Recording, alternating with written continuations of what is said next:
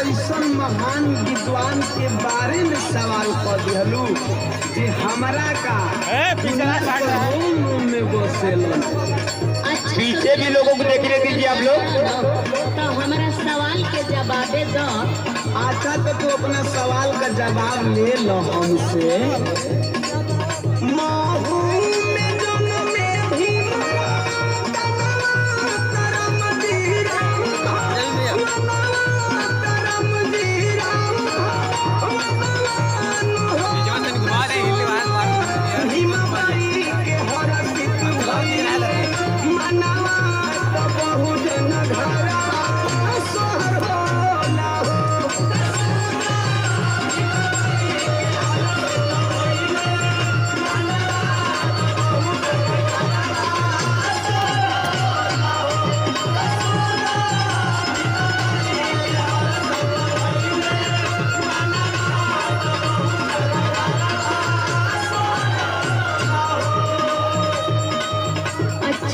सवाल नंबर 2 सुनिए।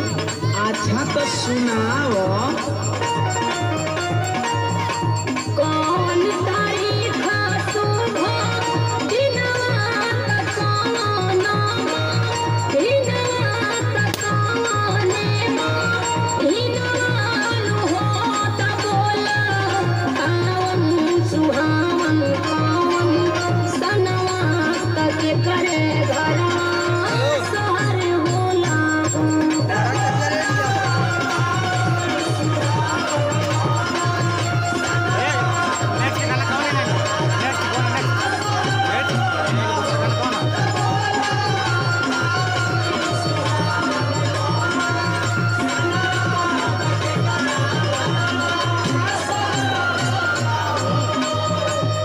अच्छा तो सवाल नंबर 2 सुन लो हम ना जुड़ाई।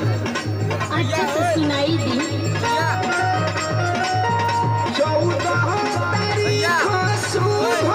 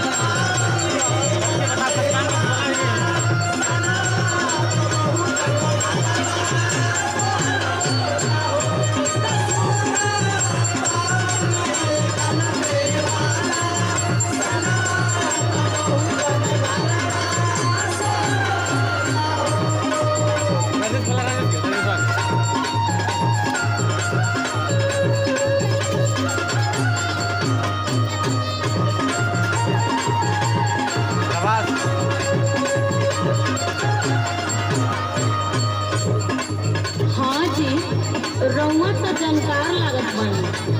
ज्यादा तो ना, बाकी सूतल समाज के जगावे भर थोड़ा बहुत जानकारी रखीला। तो हमारा तीसरा सवाल के जवाब दी। अच्छा तो सुनाओ। के लिखल पावन संगी धनवा त जाने लाजा धनवा त जाने लाजा धनवान हो त बोला भइल आजादी कमनवा धनवा त के करा घरवा सोहर बोला।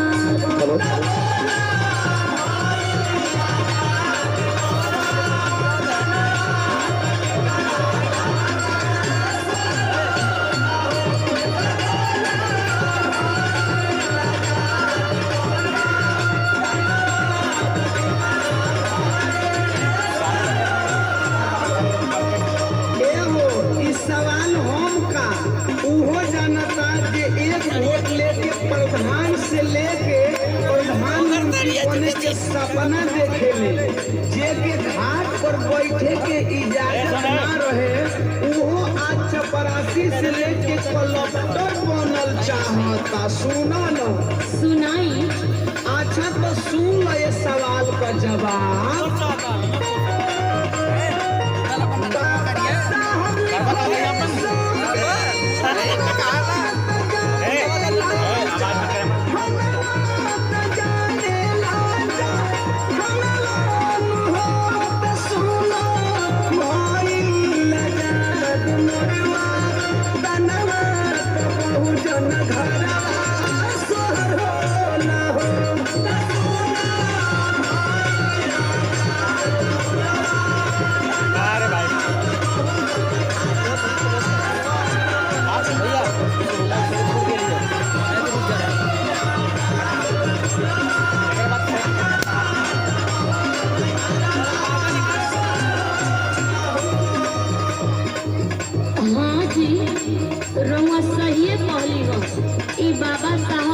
संविधान ना रचले होतन तो ई लोग राजा बने का सपना नहीं देखत।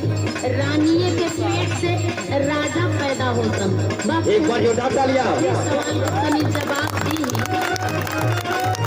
केली गावे तो हरता रनवा तभावे के तरा मनवा तभावे के तरा मनवा नु होत बोला के भाई के कर दी मनवा तके करा भरा सोहर बोला।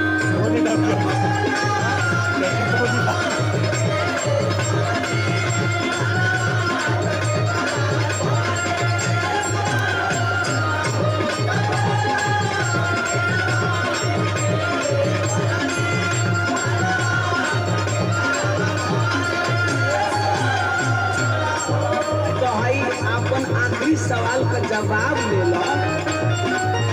गावे मीनाक्षी फुलवा पड़ गया ना।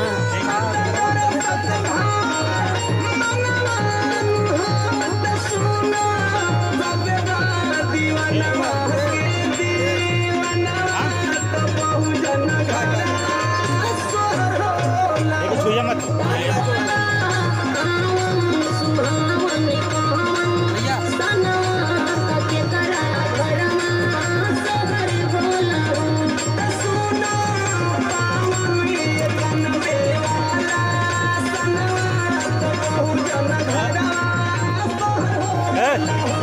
मेरे बात चौकी सटा दी। जब आँखों वाली चौकी मुझे बच जाती।